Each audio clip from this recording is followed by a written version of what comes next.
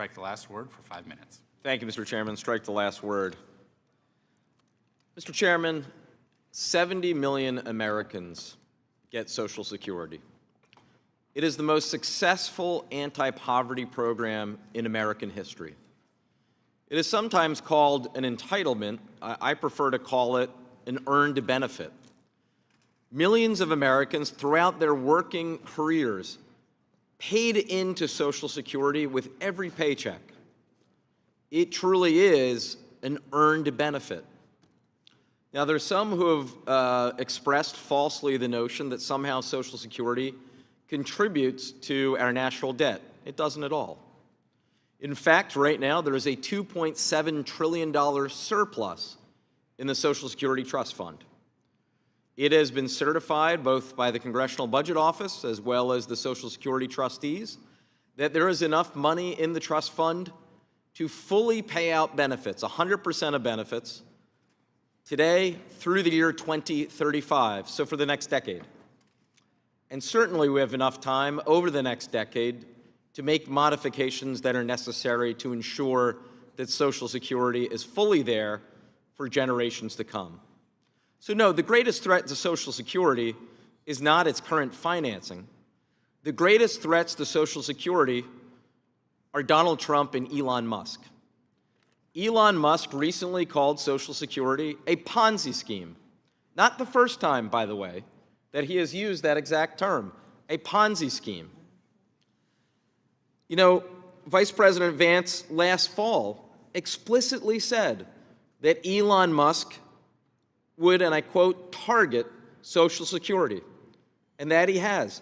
Elon Musk has previously raised the specter of privatization of Social Security. This is also not the first time that we have heard of a Republican effort to privatize Social Security. Exactly 20 years ago, when George W. Bush won re-election, right about this moment, he said, and I quote, "I have political capital and I intend to use it." He wanted to spend that political capital on the privatization of Social Security. Fortunately, that effort was defeated.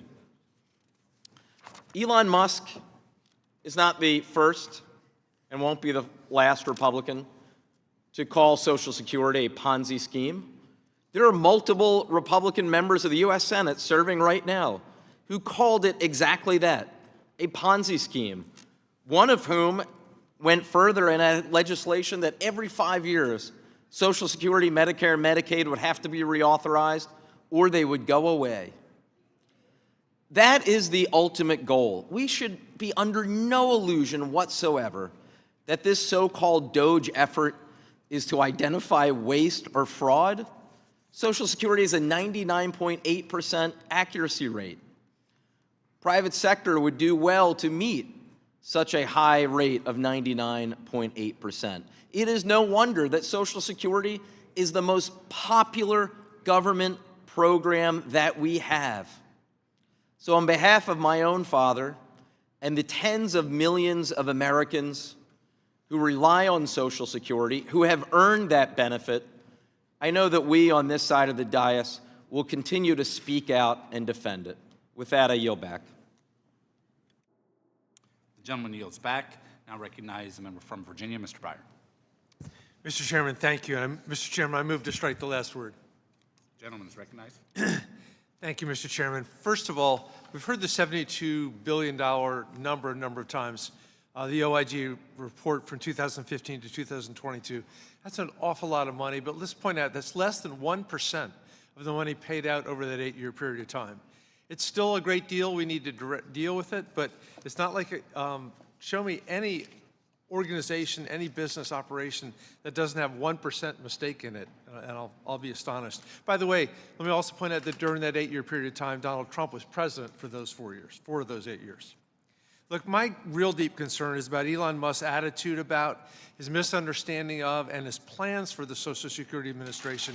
Well, let me just first begin with the absolute lack of transparency about Elon Musk himself and his many, many complicated financial interests. I just compare it to my personal experience. When I wanted to serve on the Obama transition team, 2008, I got fingerprinted for the first time. They went and talked to my employees and my neighbors. I had to file extensive background check. It took me hours to fill out hundreds of pages. When I went to Switzerland for the State Department, I was prohibited from any ties to the business I'd spent decades building in order to prevent any possible corruption. When I came here, when I owned stocks, I had to report them every single month, any activity. We have to do this extensive financial disclosure every May. For 10 years, I've bought every meal, every cup of coffee, paid every toll. Never allowed to promote any business because I'm not special. We are not special. We are servants of the public. And then you get Elon Musk, who is a very special case. He is the greatest possibility for corruption by far in American history. And don't get me started on Tesla advertisements on the White House lawn. My constituents depend on Social Security, not just as an earned entitlement to support them after retirement, but as an agency they expect to work with when we need it. Every year I go to our Social Security office to visit, pump them up, and I'm so impressed with how hard everyone is working. Everyone's busy the entire time.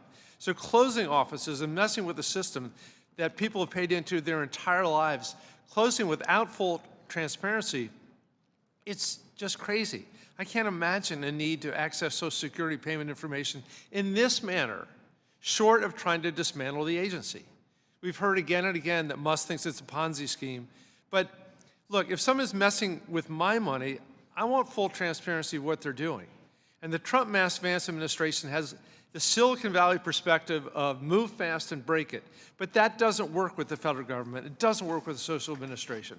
And if the goal is to derail and dismantle the Trump Social Security, Trump shouldn't hide that. My Republican friends have again said today they have no intention of doing that. But when Musk and Trump close offices, fire employees, make it harder to get the phone answered, make it longer to get an appointment, when they destroy people's confidence in the most important anti-poverty program in the history of mankind, what else are we to conclude?